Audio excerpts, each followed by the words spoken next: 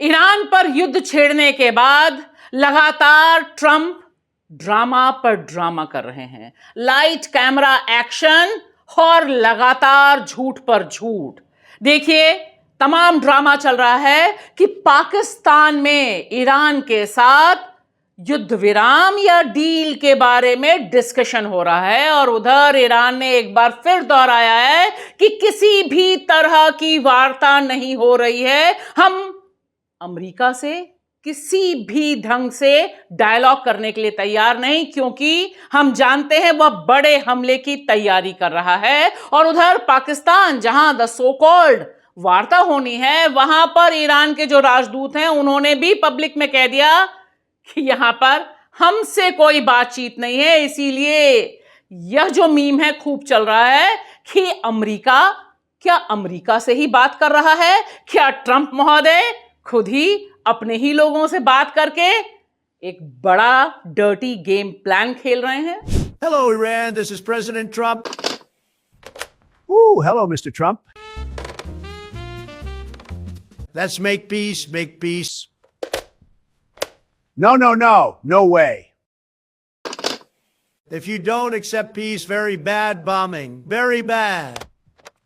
Okay, give us 5 days to think. Okay, deal. 5 days. और उधर AI के जमाने में किस तरह के मीम्स, किस तरह के वीडियोस बन रहे हैं, देखकर ही हंसी आ जाती है कि यह युद्ध है या जबरदस्त गेम चल रहा है दिमाग को कंट्रोल करने का। इधर ट्रंप महोदय हैं और उधर ईरान की तरफ से जो बैटिंग हो रही है वह भी कमाल की है, जो डिक्लेयर कर रही है कि अमेरिका लूजर है। Sell them to the slaughter, you the only one to blame. Bleeding for a cup and while you shaking in your sweet LOSCR. Taste the ash LOSCR. Yeah, we spelling out your name. Sell them to the slaughter, you the only one to blame. Bleeding for a puppet while you shaking in your sweet LOSCR. नमस्कार दोस्तों, मैं आपकी दोस्त भाषा। आप देख रहे हैं बेबाक भाषा पे दो टूक कार्यक्रम। दो टूक सवाल है कि ट्रंप महोदय अमेरिका आखिर पाकिस्तान में जाकर किसके साथ डील कर रहे हैं ईरान युद्ध पर। इसे लेकर बड़े गंभीर सवाल उठ रहे हैं, क्योंकि ईरान ने दो टूक कह दिया है कि वह किसी भी तरह से आएं बाएं दाएं, किसी भी तरह से अमेरिका के साथ किसी भी ढंग का निगोशिएशन नहीं कर रहा है। फिर ट्रंप यह दांव क्यों खेल रहे हैं? क्योंकि उन्हें पता है कि उनका जो लंगोटिया यार है नेतन्याहू, इजराइल, वह किसी भी सूरत में इस युद्ध को खत्म नहीं होने देगा। इसलिए बड़े सवाल ये हैं कि यह खेला क्यों खेला जा रहा है।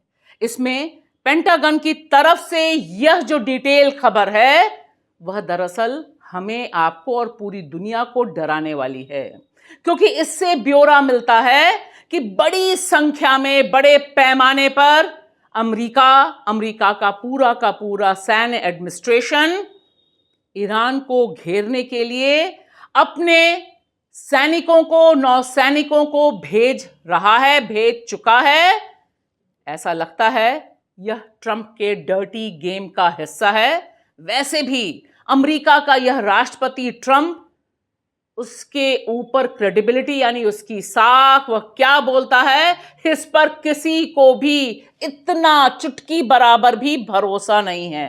युद्ध लगातार भयावह होता जा रहा है। ईरान इधर हमला कर रहा है, उसने दावा किया है कि उसने इजराइल पर बहुत ही मारक वार किया है, और उधर अमेरिका और इजराइल ईरान के साथ साथ लेबनान को तबाह करने पर उतारू हैं। इस बीच एक सवाल जो बहुत अहम है, जिसे इस स्टोरी में एड्रेस किया गया है, और इस स्टोरी को बहुत ध्यान से देखिएगा क्योंकि इसमें भारत भी आता है, कि आखिर यह जो युद्ध छेड़ा गया है ईरान का, इसने दुनिया की अर्थव्यवस्था को किस तरह से तबाह किया है। यह जो स्टोरी है यह बता रही है कि अमेरिका के साथ साथ पूरी दुनिया में क्या तबाही आई है। इसमें जर्मनी का डिटेल है, G7 इकोनॉमीज एट रिस्क, इसका पूरा का पूरा ब्यौरा दिया है। जर्मनी है, इटली है, ब्रिटेन है, जापान है, और साथ ही साथ गल्फ यानी खाड़ी के देश हैं, जहां जितनी तबाही मची है वह कभी उन्होंने कल्पना नहीं की थी, क्योंकि तेल के सोने पर बैठी हुई खाड़ी जिस तरह से चमचमाते हुए विकास, पर्यटन, इन्वेस्टमेंट का अड्डा थी, इस समय पूरी तरह से उनकी अर्थव्यवस्था गिर गई है। इसमें यह भी बताया है कि भारत पर क्या असर पड़ेगा, और हम सब जानते हैं कि भारत में रसोई गैस की किल्लत के साथ साथ फर्टिलाइजर का जो संकट है और जो पेट्रोल डीजल का संकट है, वह आम जनता में तबाही और पैनिक क्रिएट कर रहा है। इजिप्ट, पाकिस्तान, श्रीलंका और तो और टर्की, सारे के सारे जो अर्थव्यवस्थाएं हैं, दरअसल दुनिया इस समय घनघोर संकट से घिर गई है और इससे निकालने का कोई रास्ता किसी को दिखाई नहीं दे रहा है। तब ट्रंप का यह दावा कि वह ईरान से बात कर रहा है, इस समय फिलहाल टाएं टाएं फिस है, लेकिन चिंता की बात है कि जिस तरह से ट्रंप ने भारत सहित पाकिस्तान को इस पूरे युद्ध में लपेटने की कोशिश की है, उसका खतरनाक परिणाम हो सकता है।